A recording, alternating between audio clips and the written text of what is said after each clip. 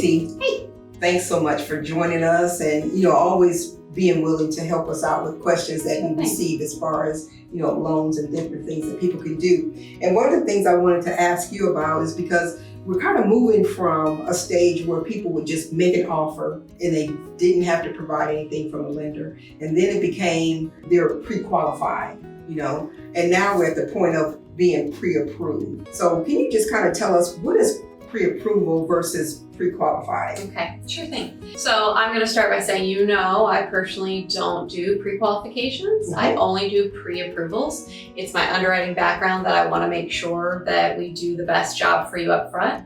But the difference is, for pre-qualification, a lot of people will go online, they'll put some information, the software AI will then spit them out a pre-qualification. The reason that I'm not a fan of those is because it's only as good as the information you put in there. So if a borrower is not great at understanding the questions or putting the correct information in there, which for a lot of people it's their first time and so they may not know, that pre-qualification could not be very good or inaccurate, and then you don't really have an approval, right?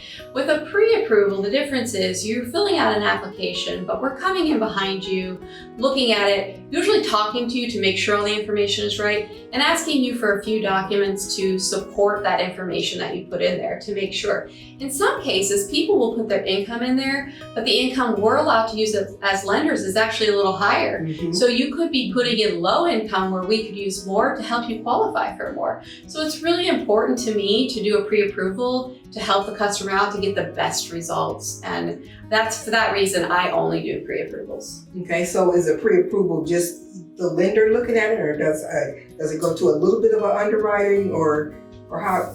Well, we usually will run it through the automated underwriting system, which will evaluate that loan and give us an approval. So it's a little more than just, the loan officer looking at it. There are some cases where if we look at it, we're not sure, or something could be a little bit of a problem. We can submit it to underwriting for to be determined property if we need that extra assurance.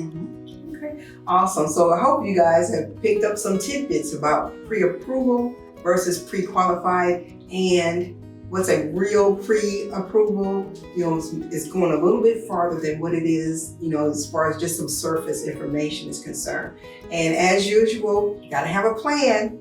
And if you plan, we can get you to your destination, such as home ownership. So thanks again, T, for all your help. Look forward to our next conversation. Absolutely.